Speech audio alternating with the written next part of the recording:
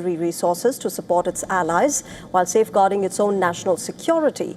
But a recent report by the Washington Post claims to bust this entire statement. It suggests a more complex reality. The report states that there were disagreements within the Trump administration over the pace of military aid to Ukraine, with his Secretary of War, Pete Hegseth, weighing whether America's own weapons reserves were coming under pressure. Here's what the report states, and I quote, President Donald Trump's frustration over the Iran war boiled over at Camp David last week, where he demanded answers from Pete Hegseth on why he had apparently been misled on extreme munitions shortages. Trump also reportedly questioned Hegseth about why he had not been informed of the seriousness of the dwindling weapons stockpile, telling the defense secretary he believed the issue, quote, had been fixed. Now, on his Truth Social, Trump said the U.S. has massive amounts of munitions. Large amounts are being manufactured and shipped to the U.S. The leakers of these treasonous statements are being hunted down. Long-term jail sentences will be sought. That's the threat coming in from Donald Trump. Remember, this alleged dispute comes as the Iran war enters its 6th month and concerns are mounting over the pace at which the U.S. is consuming advanced missile interceptors.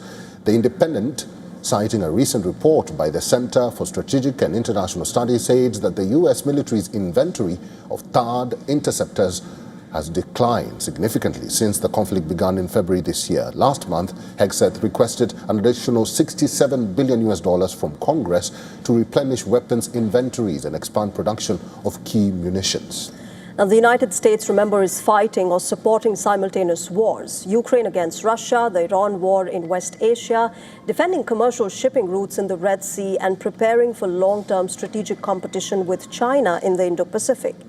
Each of these commitments demands enormous quantities of sophisticated weapons, Patriot interceptors, precision-guided missiles, artillery shells, and long-range strike systems. These are not weapons that can be manufactured overnight. In fact, many require months and in some cases even years to be replaced. And that is why the debate inside Washington is becoming increasingly significant now.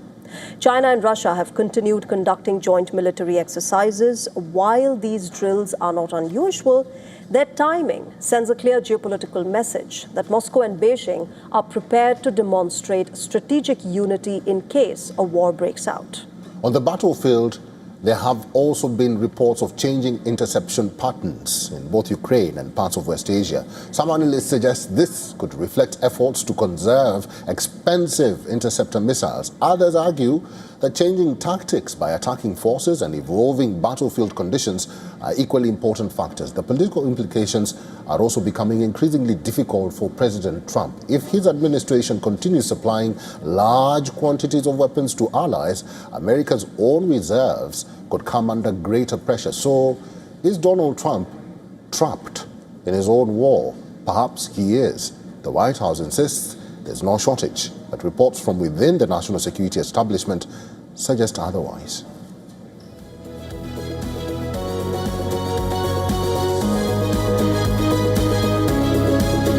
The continents of the world are connected by oceans, but what happens when this very connection breaks and wars spill into the waters, choking vital trade routes?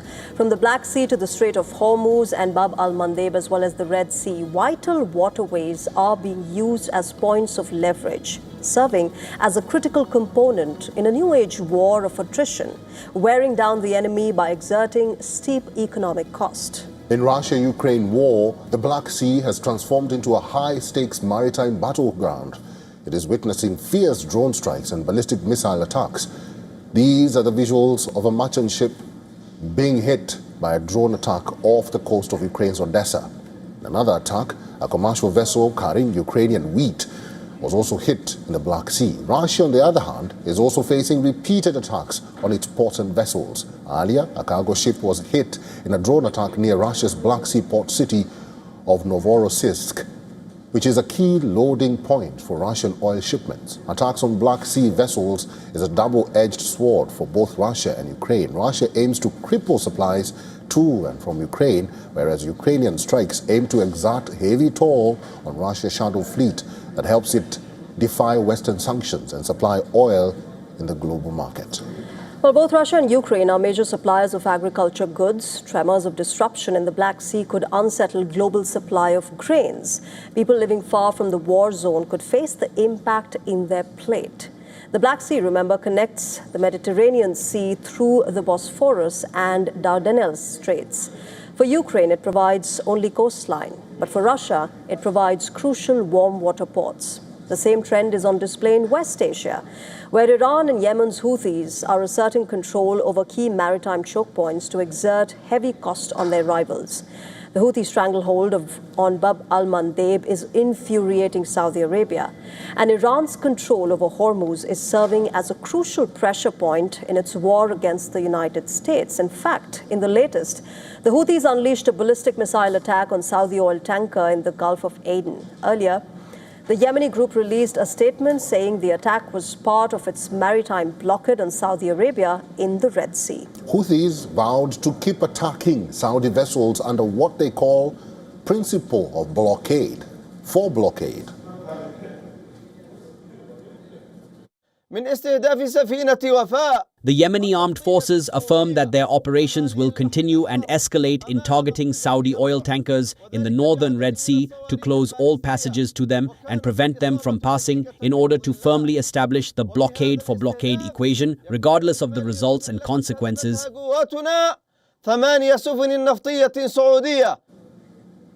Which brings us to our third maritime frontier, the Strait of Hormuz, where Iran and Oman have agreed to establish a joint control over inbound and outbound traffic. The proposed deal outlines a temporary 60-day arrangement with the option of an extension. All vessels entering the Persian Gulf will travel through a northern corridor in Iranian territorial waters. All vessels exiting into the Arabian Sea will travel through a southern corridor in Omani territorial waters, coordinated with Iran. In fact, no tolls or service fee would be levied during the initial 60-day period. Iran and Oman would also work to clear naval mines from the Strait's median line within 30 days. Iranian oversight over Hormuz has been a point of concern for the United States. Donald Trump, remember, has time and again issued threats to Iran if it fails to open Hormuz.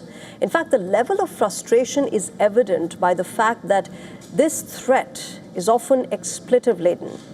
All three maritime frontiers serve as an example of how modern warfare goes beyond the contest of weapons. A simple drone strike or a speedboat attack can trigger global economic turmoil. The crisis in the Strait of Hormuz, Bab al-Mandeb, and the Black Sea exposes the vulnerabilities of sea routes that power world trade.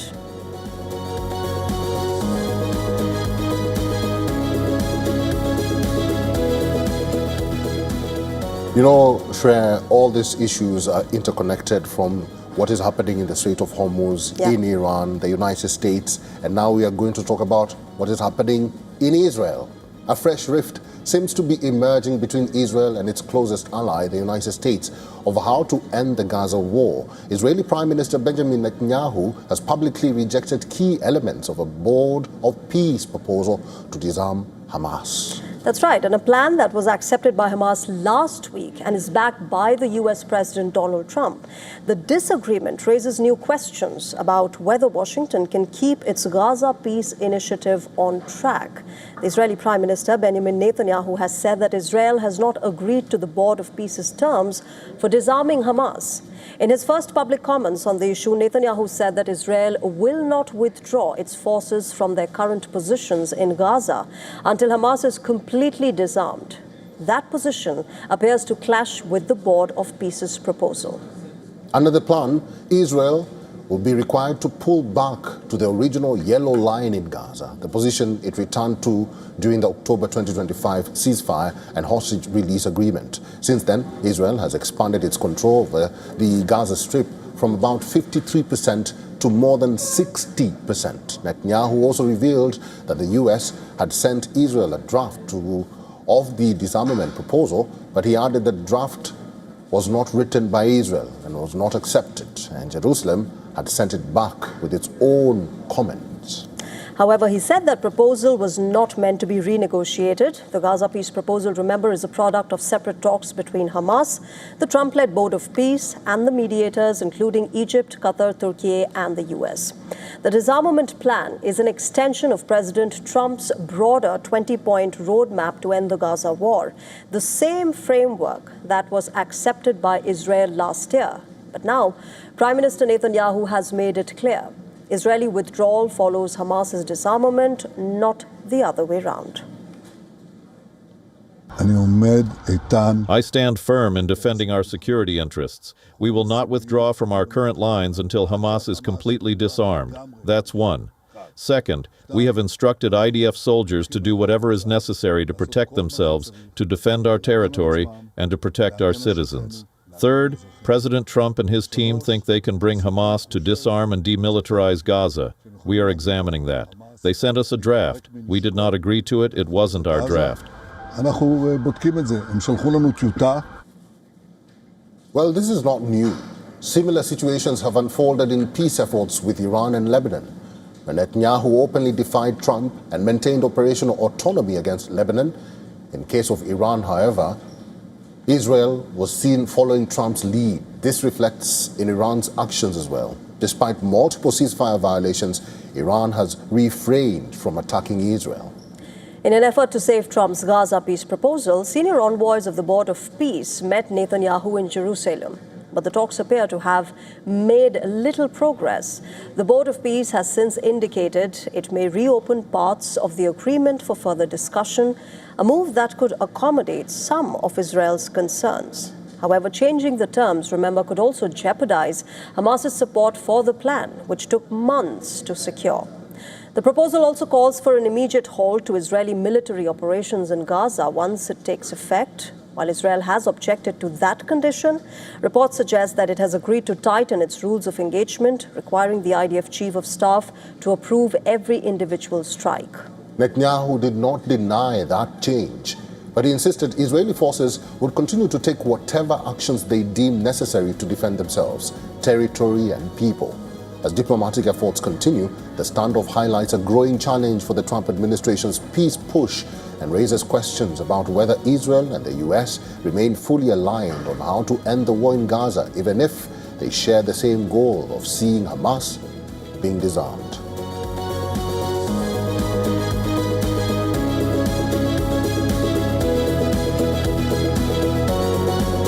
With that, let's tell you what's coming up on the other side of Race to Power. We will tell you how Pakistan's ruling government is now facing internal rift and how Mohsin Naqvi is superseding the Prime Minister and slamming his own government's ministers.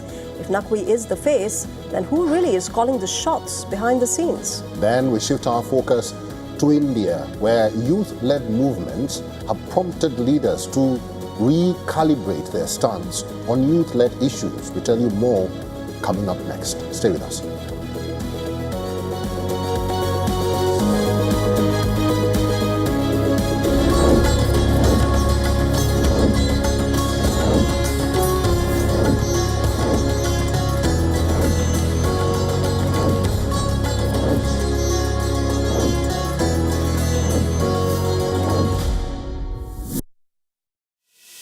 In this rapidly changing world, is your health keeping pace?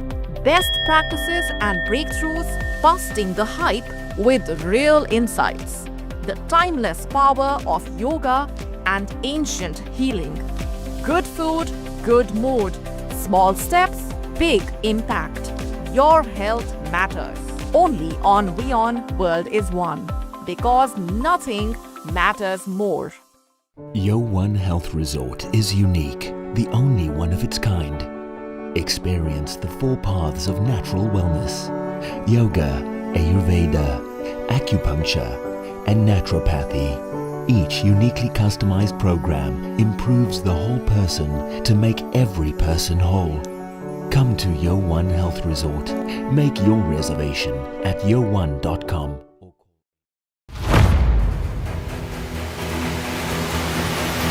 Get the latest updates. Breaking news. Credible, clear, continuous. Experts across aisles. Diverse voices, one platform. WION World is one. WION, India's global voice. The channel that brings you the biggest stories from across the world through India's lens. Now available in more than 190 countries worldwide. Because we believe that the world is one. Watch us in Africa, Europe, USA and Canada, South America, Asia Pacific, Middle East and North African regions. Also available on these digital platforms across the world. WION, World is one. The Israeli drone is above our heads all the time in Lebanon. More than 200,000 civilian homes have been destroyed. This looks like it used to be a toy for a little girl. Can't but wonder while I'm walking between all of this rubble, how many lives were destroyed, how many kids were traumatized, how many women lost their families. If this isn't a war crime, then what is? From the southern suburb of Beirut, I'm Radi Francis for WION, World is One.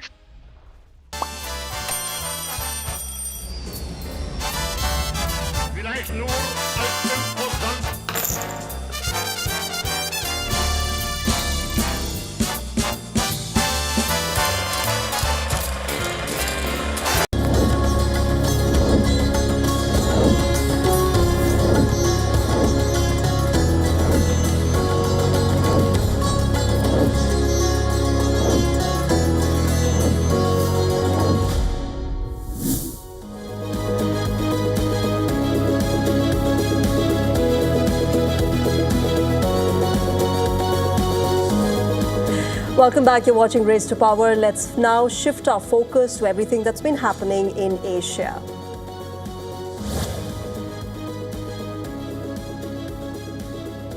Pakistan's Interior Minister and Cricket Board Chief has ignited a political firestorm. His explosive remarks have fueled speculation that Pakistan could be heading for a major power shake-up. That's right. Speaking at an economic summit, Mohsin Naqvi declared the country's governance system had collapsed. Days later, he claimed to have uncovered the biggest corruption scandal in Pakistan's history, allegedly implicating judges, bureaucrats and politicians. Naqvi, remember, who's a close ally of the army chief, Asim Munir, has vowed that everyone involved would be brought to justice. The all-powerful Pakistan's minister has now clarified on his system collapse remark. Naqvi claimed that the remark was not a charge sheet against the Sharif government, but it was a reference to Pakistan's 80-year-old administrative system. However, Naqvi's comments sparked debate over Pakistan's power dynamics. It brought back attention to his ties to the Sharif government. Even though Naqvi is not affiliated with any political party, his influence within the government has grown, with Defense Minister Khwaja Asif describing him as a powerhouse. Now, Mohsin Naqvi defended his own performance, claiming that his attendance at federal cabinet meetings is about 70%, and challenged it by calling for an independent third-party assessment of all federal ministries, saying the performance should be assessed transparently. He also supported the public release of the results and welcomed an audit of the Interior Ministry. Praising Prime Minister Shehbaz Sharif, Naqvi rejected speculation about the stability of the government, but he also added that certain individuals were trying to create differences between him and the Prime Minister, a remark that is widely seen as a reference to the Defense Minister, Khwaja Asif. But experts view the developments differently. It is widely believed that Naqvi acts as a critical link between civilian leaders and the military, and his aggressive stance is a calculated message from Field Marshal Asim Munir to put the government on notice. In fact, since 1947, military coups, assassinations and forced resignations have resulted in no prime minister completing a full 5-year term. Analysts believe that Naqvi's public attacks could be a ground laying for a broader institutional takeover that may pave way for elevation of military-backed favorites.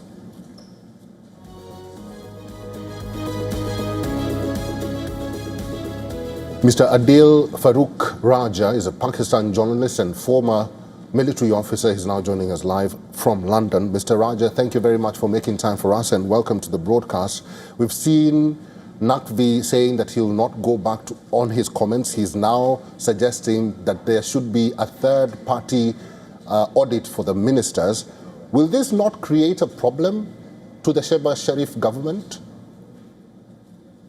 Well, there is definitely a Game of Thrones going on in Pakistan. Anybody who internally knows Pakistan and who is observing what is going on would confirm this. And it started from August 2025, once the military headquarters, known as the General Headquarters, made alleged plans to bring about a presidential form of governance, because essentially the military sees itself as the guarantor of the system, and the military is being blamed by the Pakistani people for bringing the present government in power after an alleged election rigging, which has been exposed because of various international reports like the Commonwealth Election Observation Mission report and the Pakistani Pildat report, and most controversially, the European Union Election Observation Mission report is not being released because of the same fears, since it is allegedly going to expose the massive election rigging carried out by the Pakistani military to bring in the present government in power, the present regime in power. So the people of Pakistan who actually voted for the jailed leader Imran Khan knows this all too well, and it is nothing new. It has been going on for decades in Pakistan. So now the people blame the Pakistani military for whatsoever is going on. And the military brought this present regime with the promise that the present regime will perform economically and it will bring Pakistan out of the economic quagmire. But the present government has failed to fulfill that promise. The Pakistani economy is going almost down the drain. Pakistan is near bankruptcy. So the military believes, which is the actual power stakeholders, and the biggest stakeholders in power dynamics of Pakistan, that the present government has, failed to deliver. So they need a different system, and the different system, as per their calculation, is a presidential form of government, where the uniform president, in this case the field marshal himself, comes to power, and he then, take over the reins, and then he goes on and he tries to turn the fortunes of Pakistan around. Okay. Major Adil, how deep should we read into the dynamic that's playing out between Mohsin Naqvi and Khwaja Asif? Mohsin Naqvi made a statement. Khwaja Asif said that, look, you're part of the same system for so many years now, and now you're questioning it.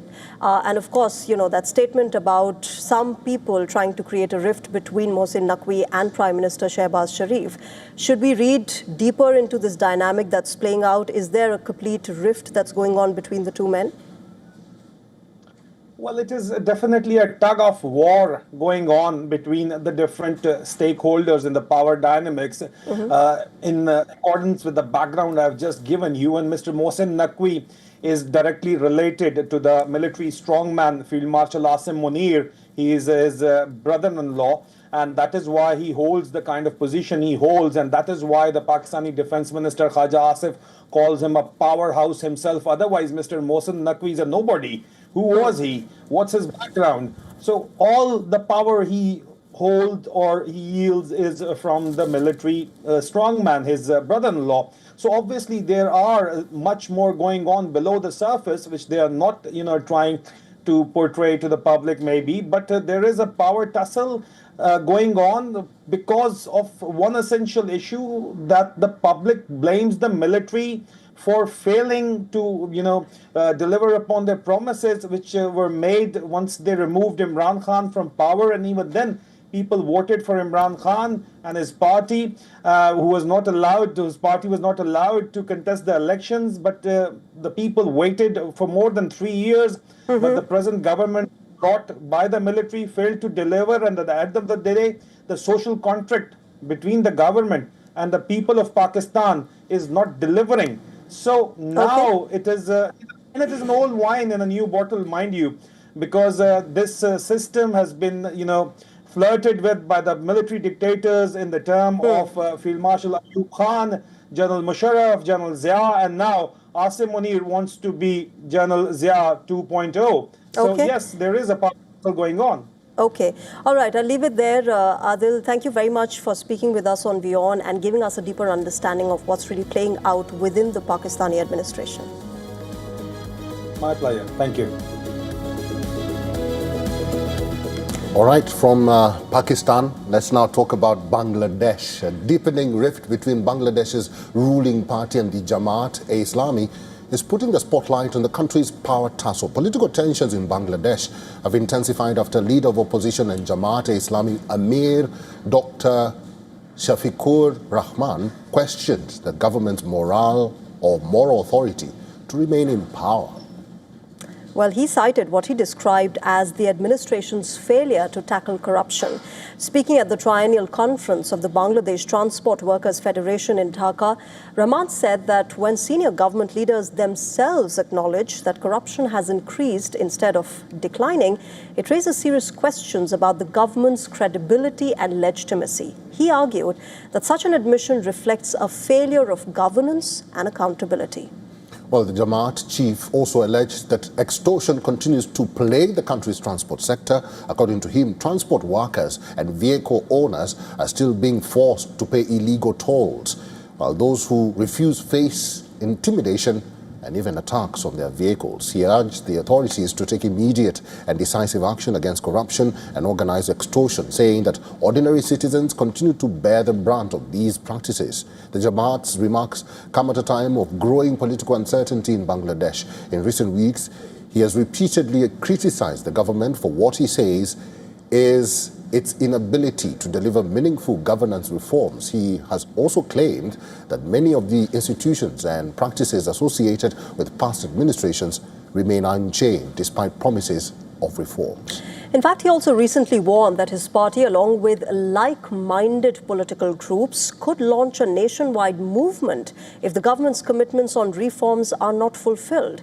The Tariq Rahman-led government has not yet issued a detailed response to these latest allegations. But remember, this rift after the massive 2024 uprising raises concerns about citizens' welfare and how the current political parties in Bangladesh will work towards their promise of change.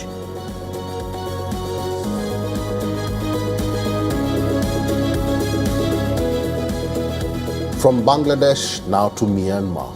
Myanmar's junta leader turned president is on an official visit to Thailand. For Min Aung Hlaing, this is more than just a diplomatic visit. It is an opportunity to break the spell of international isolation. That's right. 5.5 years after his military overthrew Myanmar's elected government, the junta leader, remember, arrived in Bangkok for a 2-day official visit where he held talks with the Thai Prime Minister Anutin Charnvirakul. During the joint address, Myanmar's leader claimed that his country has now re-established itself on the path to democracy.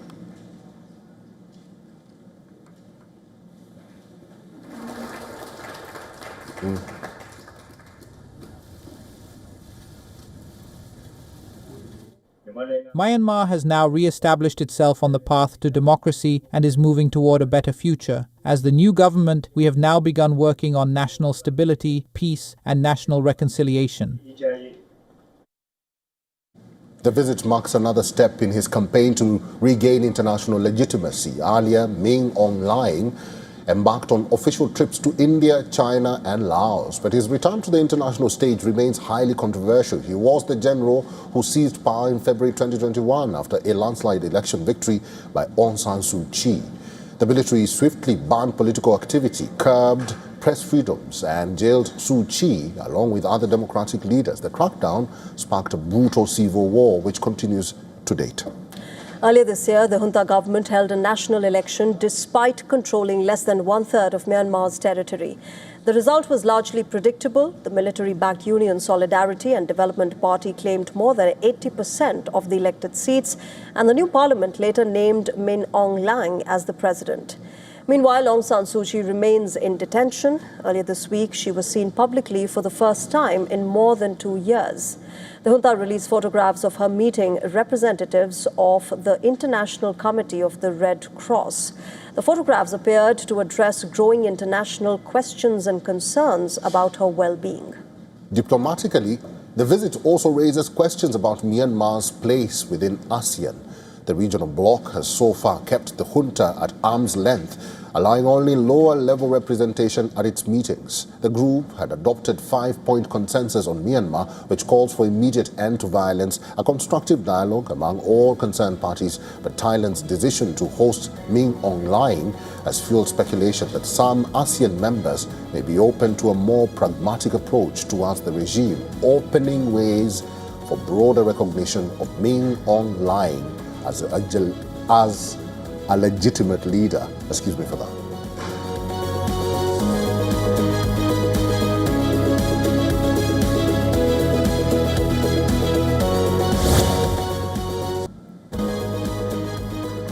Well, with that, shifting our focus now to India. India's youth is mobilizing on the issue of education, and the latest focal point of student anger is in Jharkhand, where students are protesting against irregularities in recruitment examinations. The anger has been mounting on the streets of Ranchi as protests continue to gain nationwide attention. The students are now demanding resignation of Chief Minister Hemant Soren. The state government has appointed a task force to communicate to the students to resolve the issue. They had asked protesters to form a 5-member committee to present their demands in front of the task force. But students have denied to talk behind the closed doors. They are now demanding public discussion with the government representatives. The protests led by JPSC, JSSC Reforms Munch are underway at Jaipal Singh Munda Stadium since July 25th. Where activist Devendra Nath Mehto is observing a hunger strike since the 2nd of August. Initially, remember, he was not even drinking water. Mehto decided to have water after the request from Sonam Wangchuk, who observed a 26-day hunger strike himself during the cockroach movement's protests in the national capital, New Delhi. However, Mehto vowed to continue the indefinite hunger strike until Hemant Soren government accept their demands. Ramping up the pressure on the Soren government, India's Cockroach Janata Party leadership has decided to visit Jharkhand. In an exclusive interview with WION, the CJP leader Ashutosh Ranka said that CJP stands in full solidarity with the protesting students of Jharkhand. Take a listen. I think you and Abhijit spoke to a few protesters via video call, but I don't think the CJP has been present physically at that protest. So what sort of an involvement are we looking at from the Cockroach Janata Party? No, we have had a very detailed discussion with the student protesters to understand their demands, their issues, and the CJP stands in complete solidarity with the students of Jharkhand. We support all of their demands. We demand that the Jharkhand government reach out to these protesting students and resolve their issues at the earliest. Cockroach Junta Party rose to prominence during Neat Paper Leak protests. They led a month-long sit-in at New Delhi's Jantar Mantar, which resulted in stringent law regarding paper leak and creation of high-powered task force led by Nandan Nilekani. The party is now planning to become a larger platform for young Indians. CJP has decided to launch a nationwide outreach program which will be aimed at interacting with youth and understanding their issues. The youth-led issues usually are on the margins of Indian political discourse, but now remember, youth is the biggest demography in India, making it a political powerhouse that can no longer be ignored. Protests in Delhi, then in Punjab and Ranchi show that the demand for free and fair education and recruitment process is emerging as a major political issue.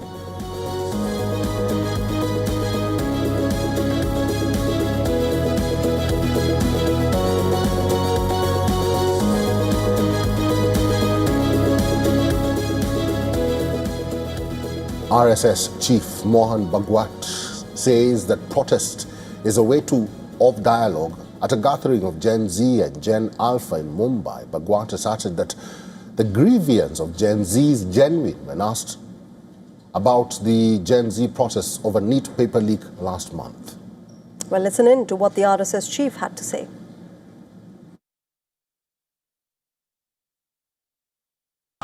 कि जेन जी अगर agitation कर रही है तो international तो है नहीं. Exchange between the opposition and the treasury benches as the opposition demanded a statement from the Union Home Minister Amit Shah over the police action against student protesters on the 20th of July. After the House resumed, opposition members of parliament raised slogans targeting Prime Minister Narendra Modi. They demanded Home Minister Amit Shah to come to the House and respond to their concerns. Question number *1.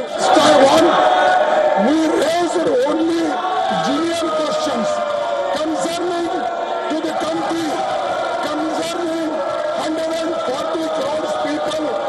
Asked us question, and we are asking only Home Minister come, Prime Minister should come to a statement. We are asking nothing more. Parliamentary Affairs Minister Kiran Rijiju objected to the demand, saying the leader of the opposition has been raising the same matter for the past 7 days and that the rules did not allow such a direction. Amid the heated exchange, Rajya Sabha Chairman C.P. Radhakrishnan stepped in and requested Kiran Rijiju to convey the opposition's sentiment to Amit Shah. So this is question hour, and they have enough disrupted the question hour. LOP has made a point, but we have a collective responsibility. He cannot dictate which minister to come on which date. No. We have a system. He is not dictating. No. He is not dictating. He has put his request. No. Let me complete. No, I observe you. No. He has not dictating the terms. He put the sentiments of them. It is as the Honorable Minister for Parliamentary Affairs, you have to reflect the sentiments to the HM. That is my request. Now, please take your seat. Please take your seat. Please take your seat. Opposition has been demanding Amit Shah's statement on police action against students, discussion on misappropriation of Ram temple donations and statehood for Jammu and Kashmir. Early on Wednesday, India Bloc or INDIA bloc parties took out a march from the Gandhi statue to Makar Dwar in Parliament, carrying placards and shouting slogans against the government.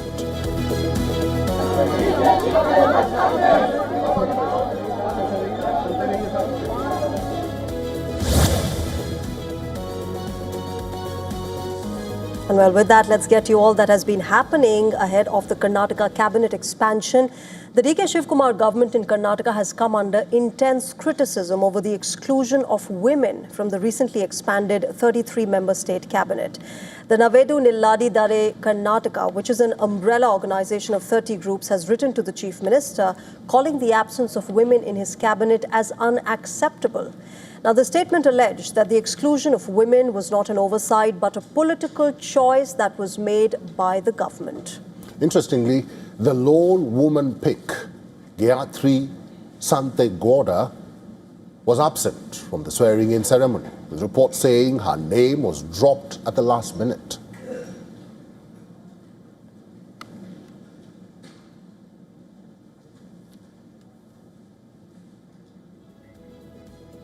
The long-awaited cabinet expansion came after multiple rounds of consultations between the state leadership and the Congress High Command.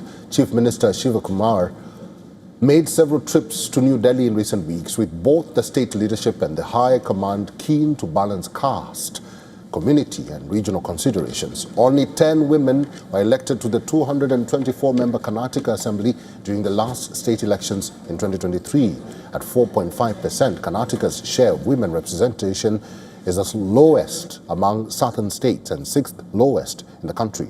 The row over the exclusion of women from the state cabinet comes amid growing discontent within the Karnataka Congress over the expansion of the state cabinet. As discontent explodes, the Congress High Command is in damage control mode. Congress General Secretary Randeep Singh met legislators who were upset at being left out. Later, speaking to reporters, Shivkumar ruled out any rebellion within the state. The meeting comes at a time when several disgruntled leaders have expressed their discontent in the open, triggering a fresh crisis for the Congress party. Threats of resignations have turned the exercise into a political headache for the party leadership.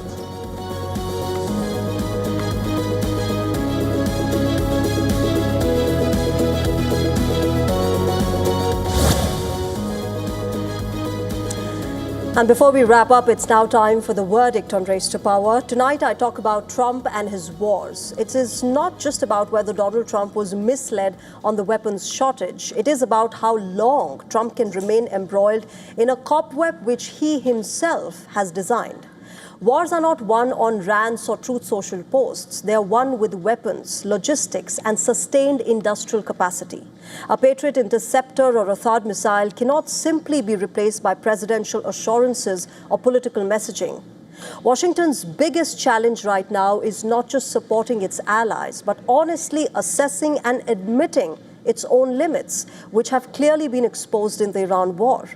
The real test for President Trump now is whether America can sustain Ukraine, truly win the Iran war, deter China, and reassure its allies all at the same time. Perception battles matter, but so does inventory. A logistical problem cannot be passed off as fake news. It is a strategic vulnerability that Donald Trump seems to be fast losing. Shreya, our time is up. Thank you very much for watching this edition of Race to Power on WION The World is One. I'm Eric Njoka. And I'm Shreya Upadhyay. See you tomorrow. Bye-bye.